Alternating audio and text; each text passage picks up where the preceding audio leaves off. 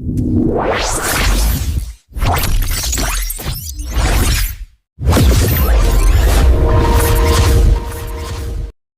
if I told you that the arc of human history can be traced through a single explosive thread? This isn't just a story of conflict, it's a story of innovation, survival, and power itself. The story of human progress is, in many ways, a story of firepower, the relentless quest to project force further, faster, and with more devastating effect. It begins in the deep past. Our earliest ancestors made a profound discovery: a sharpened stone, a pointed stick. These weren't just tools, they were extensions of the human will.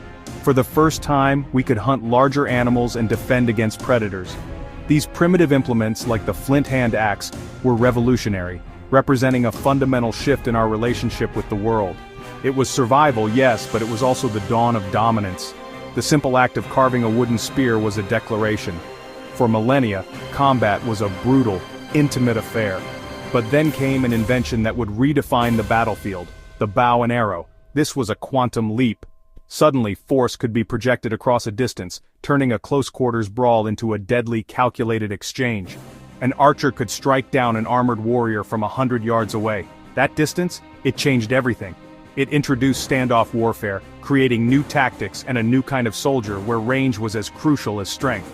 The next great revolution came not from a warrior but from alchemists in 9th century China.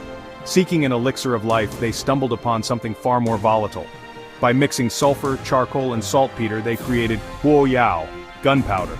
Initially used for fireworks, its military potential was quickly recognized. This was a new kind of power, born of pure chemistry. The secret was the saltpeter, an oxidizer that allowed the mixture to burn with incredible speed, creating a massive volume of hot gas in an instant. The first attempts were crude fire lances. But as metallurgy improved, the age of the cannon began.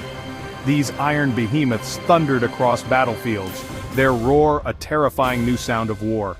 For centuries, castle walls had been the ultimate defense. Now, they were rendered obsolete, shattered in hours by cannonballs. The fall of Constantinople in 1453 is a stark testament to this new reality. With the fall of castles came the fall of feudal lords. Power consolidated into the hands of kings who could afford these expensive weapons. The world got a lot louder and a lot more dangerous as the same principle was scaled down. The arquebus, and later the musket, put explosive power into the hands of the individual soldier. A volley from a line of musketeers could tear through a cavalry charge.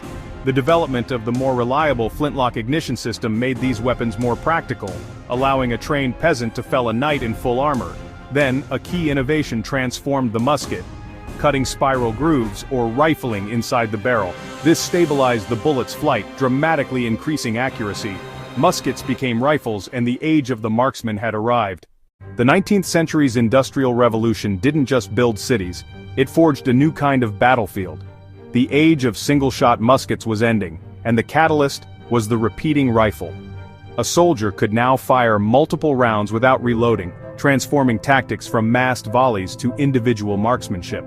Then came the Gatling gun, the world's first successful machine gun. Its inventor hoped its terrifying efficiency would show the futility of war. The reality was far grimmer. Suddenly, a single soldier had the firepower of a small army. The world watched in awe and horror as the cost of conflict, measured in human lives, skyrocketed. Battlefields from the American Civil War to colonial skirmishes became unprecedented scenes of carnage. This new lethality set a dark precedent for the symphony of destruction that was to come, the First World War. Here, industrialization was weaponized on a scale never before imagined. The war wasn't just fought by soldiers, it was fought by factories. To break the bloody stalemate of the trenches, machines rolled in next. Tanks, lumbering metal beasts, crushed barbed wire, terrain, and the morale of enemy troops. Above them, the skies became a new front. Aircraft evolved from fragile reconnaissance tools to deadly fighters and bombers that could rain destruction on cities. And then there was the artillery.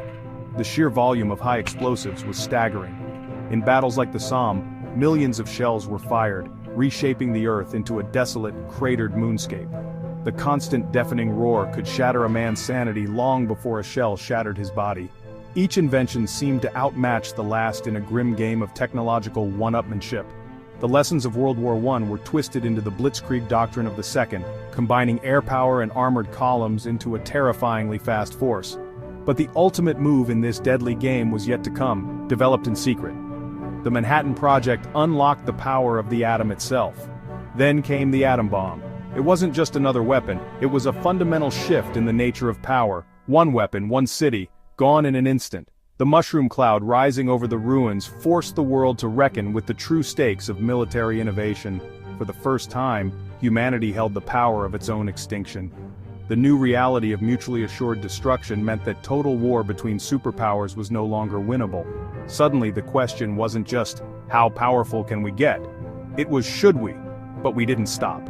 The Cold War became a silent, high-stakes arms race, developing hydrogen bombs and intercontinental ballistic missiles capable of delivering annihilation anywhere on the planet in minutes. And that race continues. Today, firepower travels at hypersonic speeds, moving so fast and unpredictably that traditional defenses are rendered obsolete, and the battlefield itself has become decentralized.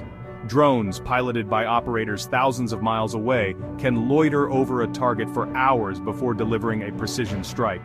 This new form of remote, asymmetric warfare raises its own profound ethical questions, detaching the act of killing from the physical risk of combat.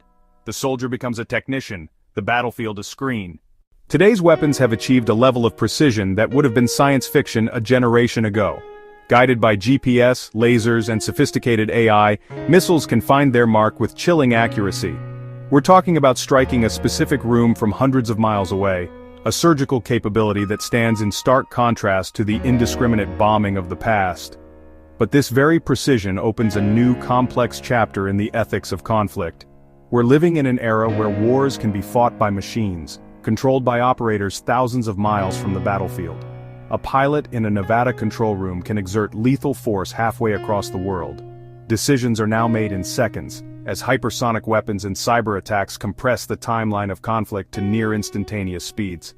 The entire decision-making loop is now being handed to algorithms that react faster than any human mind. This acceleration changes not just the tactics of war, but its very nature, and honestly, it's mind-blowing and deeply unsettling. This detachment from the physical reality of combat creates a psychological chasm. When warfare is mediated through a screen, there's a profound risk of losing sight of the human consequences. For the remote operators, this can lead to a unique form of trauma, the burden of witnessing destruction in high definition while being utterly removed from the danger, a ghost in the machine of modern war. This is a modern echo of an age-old truth. Every breakthrough in firepower has come with a price. From the English longbow that upended the feudal order at Agincourt to the machine gun that defined the horrific stalemate of World War I, progress in our ability to kill has always reshaped society. The atomic bomb, the ultimate expression of scientific firepower, ended one global conflict only to cast the shadow of mutually assured destruction over the next half-century. And so we see the fundamental duality of our own nature. Human ingenuity on one side, loss and destruction on the other. The same rocket science that propels probes to the outer solar system can deliver a nuclear payload.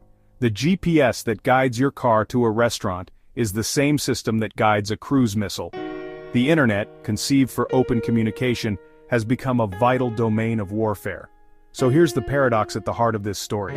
Military firepower is a testament to our brilliance, but also a reminder of our darkest instincts. As we look to the future, this paradox intensifies. We are on the cusp of developing fully autonomous weapons, drones and robots that engage targets without direct human control. Proponents argue AI soldiers could be more ethical, free from emotions like fear or revenge. But critics warn of flash wars triggered by algorithmic error and the moral horror of handing life-and-death decisions to a machine. This forces us to confront the ultimate question. Are we using our genius to create a safer world, or just a more dangerous one? Maybe that's the question we must keep asking, not just in halls of power, but in our labs and universities with every breakthrough that rolls off the assembly line. Because behind every new weapon, there's a choice made not just by a soldier, but by the engineer, the scientist, and the citizen. It is a chance to shape our future, for better or for worse. Thanks for walking with me through the explosive journey of military firepower. From the first thrown rock to the autonomous drone, our story has been one of relentless innovation in the service of conflict. But perhaps true security doesn't lie in the next weapon. Let's hope our next great invention is one that brings us closer together, not farther apart. Don't forget to like, share, comment, and subscribe to the channel for more updates and breakdowns.